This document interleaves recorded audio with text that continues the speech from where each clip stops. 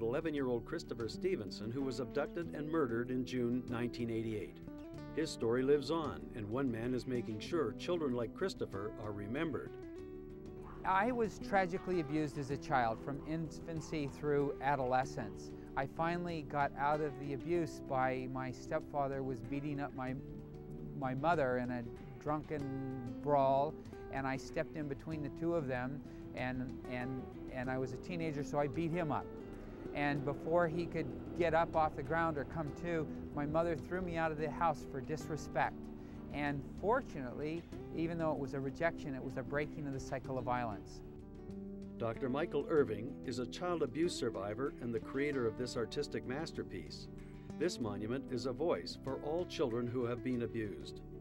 It was in front of the Vietnam War Memorial in 1990 that I decided that I would build a memorial to survivors of child abuse, a memorial that would have the kind of impact on society that the Vietnam Wall did to change an issue that was very much like child abuse, an issue with distancing, denial, and social unrest. The memorial is two 10-foot by 30-foot sculptures. One sculpture sits in the middle of Dr. Irving's driveway at his home in Toronto. Every square has a handprint. Every handprint has a story. And every story belongs to a child abuse victim. Megan, age 11, wrote for Nicole, her friend, "The bravest people in the world is not Superman or Spider-Man. It's the people that are abused and live to help others like them." This is the hand of Martin Cruz, the first of 35 men to come forward with their experience of sexual abuse at Toronto's Maple Leaf Gardens. He committed suicide. The family contacted me a couple of days after his suicide and said that Martin wanted to be part of the monument and was there a way I could do that. So I went to the funeral home with his two brothers, and we actually made a cast of his hand right in the casket. And they say it, was one of the most powerful experiences of their life.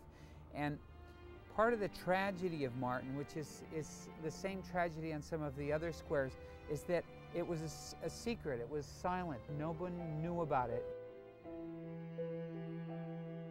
Child abuse is a tragedy for those who go through the abuse, and then it's a tragedy for those who have to live with it. The survivor suffers in so many ways, and you have half a life and half a family and half a marriage after being abused, and there's a lot of pieces to put back together.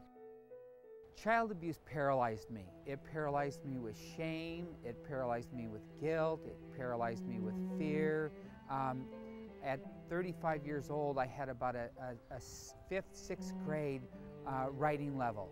I did a lot of therapy, and I got a good relationship that nurtured me as an adult, and I recreated a positive family.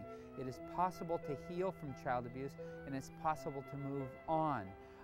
I went from being paralyzed with speaking, I was paralyzed with writing, to being able to do a 1,000-page doctorate, earning a master's degree and a doctorate, and writing books and publishing in psychology journals, exhibiting art internationally and selling. And I've got a wonderful life, and it's possible to have a wonderful life after abuse, but it is a lot of work. It doesn't come easy.